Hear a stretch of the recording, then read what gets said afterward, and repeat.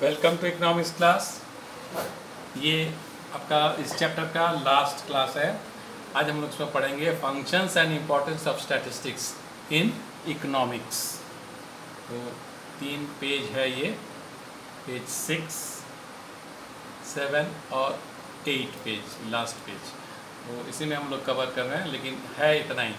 इसमें function of statistics पढ़ेंगे, क्या उसका फंक्शन होता है और क्या इम्पोर्टेंस है। ये 2 चीज़ इसमें हम लोग कवर करेंगे। तो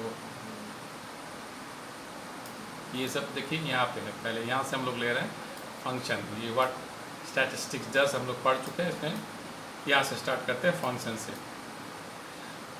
but there is more to statistics. It enables an economist to represent economic facts in a precise and definite form. तो इकोनॉमिस्ट को क्या करते हैं इससे? enables an economist to present economic facts in a precise and definite form। उनको help करता है ये इस तरह से precise and definite form में प्रेजेंट करने के लिए। that helps in proper comprehension of what is stated। इसे अच्छे से समझ में आता है प्रॉब्लम को, जो क्या कहा जा रहा है।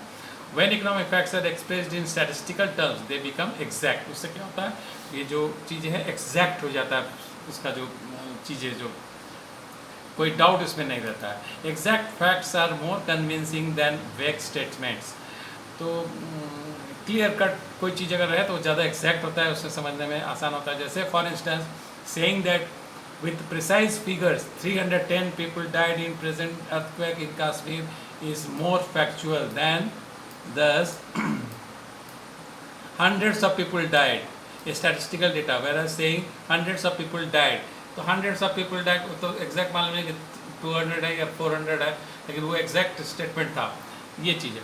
फिर statistics also helps in condensing the mass of data into a few numerical measures. तो लंबे चौड़े डेटा को इसमें ये कैपेसिटी होता है कि छोटे से रूप में इसको ले आ सकता है, जैसे mean, variance etcetera.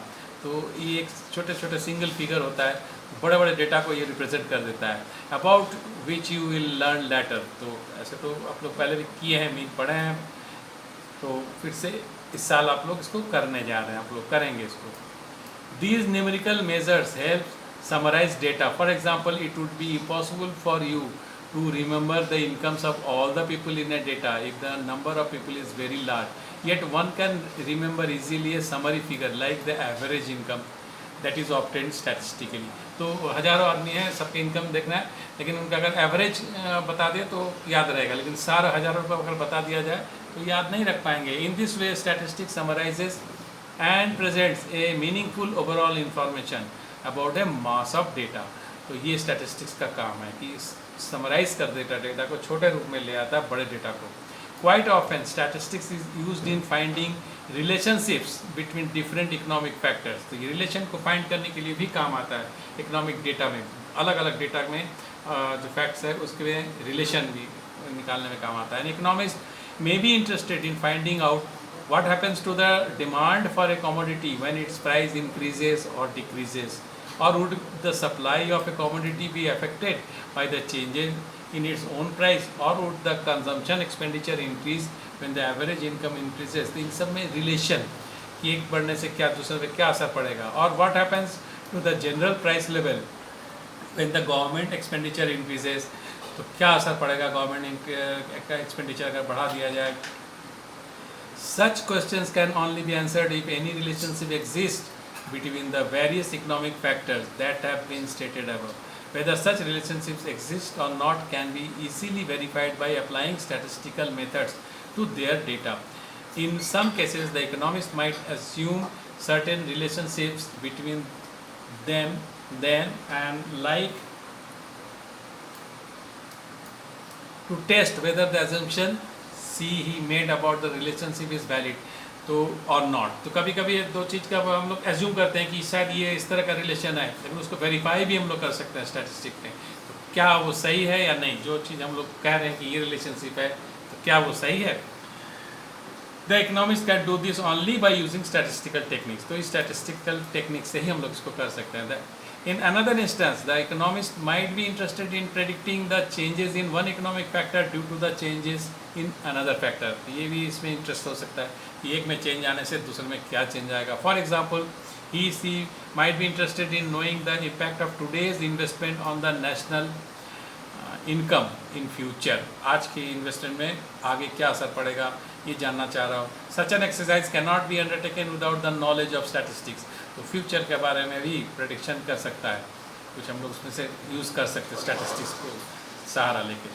Sometimes formulation of plans and policies requires the knowledge of future trends. तो कभी कभी फ्यूचर ट्रेंड के बारे में हमें जानकारी चाहिए होता है उसकी पॉलिसी बनाने के लिए. For example, an economic planner has to decide in 2005 how much the economy should produce in 2010. In other words, one must know what could be the expected level of consumption in 2010 in order to decide the production plan of the economy for 2010. तो पहले से planning करना है कि 5 साल बाद क्या होने जा रहा है. In this situation one might make subjective judgment based on the guess about consumption in 2010. Alternatively, one might use statistical tools to predict consumption in 2010. एक तरीका ये कि अंदाज लगा दीजिए, ऐसे ही ब्लड टेंट का अंदाज लगाइए कि 2010 में ऐसा रहेगा. या दूसरा तरीका है कि आप स्टैटिस्टिक्स यूज़ करिए और एक सही चीज़ के करीब करीब जानकारी लीजिए, तो ज़्यादा बेटर होता है. अदरवाइज ऐसे वाइल्ड गेस होगा. That could be based on the data of consumption of past years और of recent years obtained by surveys. तो उसमें आप 2010 के लिए 2010 के लिए आप 2005 के डेटा के ही यूज से आप उसको निकाल लेंगे. तो ये कैपेसिटी आपको स्टैटिस्टिक्स देगा. The statistical methods help formulate appropriate economic policies that solve economic problems. तो उससे आपको ये स्टैटिस्टिक्स ही आपको मदद करेगा. और ये कंक्लूजन में जो कुछ भी आपने पढ़ा है वही चीज़ है, इसको एक बार आप रीड कर लीजिएगा. सारा चीज़ हम लोगों ने इसमें कवर कर लिया है. और ये रिकैप भी पढ़िएगा, हम इसमें नहीं पढ़ने जा रहे हैं. और जितने भी पिछले क्लास का नोट्स है उनको मिलाइएगा, इस समरी आपको मिलेगा. और इसके एक्सरसाइज क्वेश्चन भी आप ट्राई कर सकते हैं. तो ये जिस्ट है के सामने. एक किया हमने फंक्शन ऑफ स्टैटिस्टिक्स. क्या फंक्शन है? Enabling economic facts to be expressible in statistical terms. तो स्टैटिस्टिकल टर्म्स में कर सकता है इससे इकोनॉमिक्स फैक्ट्स को. फिर summarise the mass of data into a few numerical measures such as mean, variance etcetera. तो जो समराइज करना बड़े बड़े डेटा को छोटे में रूप में. Providing tests to check relationship between various economic facts. Various economic facts से अलग अलग उनके बीच में रिलेशनशिप निकालने का काम ये करता है. फिर प्रोवाइडिंग टूल्स ऑफ फोरकास्टिंग. तो फोरकास्टिंग का टूल्स भी ये प्रोवाइड करना, ये भी सब फंक्शन है, ये सब काम वो करता है फोरकास्टिंग भी. तो फिर लास्ट बचा importance of statistics. When economic facts are express in statistical terms they become exact. तो जब हम लोग इसको स्टैटिस्टिकल टर्म्स में एक्सप्रेस करते हैं तो वो एग्जैक्ट हो जाता है. ये एक उसका इंपॉर्टेंस है. फिर statistics summarises and presents a meaningful overall information about a mass of data. तो समराइज करता है, मीनिंगफुल डेटा निकलता है इसमें से. Helps economics to check relationship between various economic facts. तो फैक्ट्स के बीच में रिलेशनशिप निकालने में इसका काम होता है. तो ये सब इंपॉर्टेंस है. Tools of forecasting helps formulation of economic plans and policies which requires the knowledge of future trend. तो उस काम में भी इसका यूज़ होता है फोरकास्टिंग में. वही सब जो फंक्शन है उस सब का जोड़ दिया इसका इंपॉर्टेंस के रूप में. इससे ये सब इंपॉर्टेंस होता है स्टैटिस्टिक्स से, ये सब फ़ायदा होता है इकोनॉमिक्स को. तो इसी के साथ ये चैप्टर आपका कवर हो गया. आगे हम लोग न्यू चैप्टर पढ़ेंगे. Thank you.